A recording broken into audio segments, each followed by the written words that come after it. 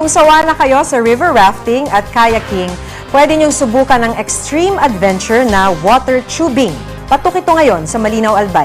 Sakay ng salbabida, sasalubungin nyo ang rumaragasang tubig habang umiiwas sa mga bato sa ilog. Makipasyal Pilipinas kay Charissa pagtalunan ng GMA Bicol. Extreme adventure ngayong tag-init.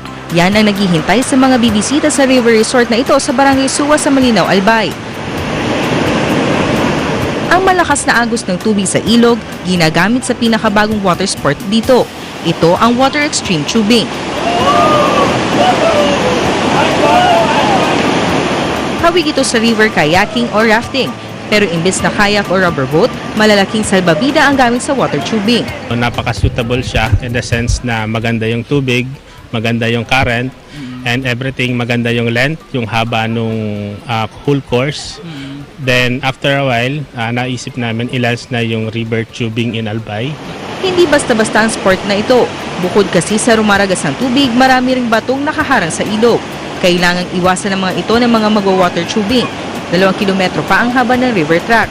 Kaya naman dapat kumpleto sa safety gear ang sinumang gustong sumubok nito. Kailangan ding sumailalim sa briefing.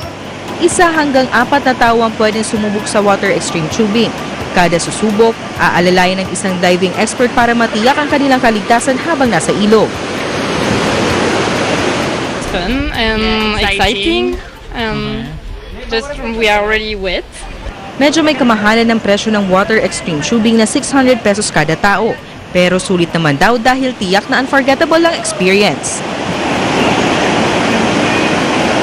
Charissa Pagtalunan, Nagbabalita, Pilipinas.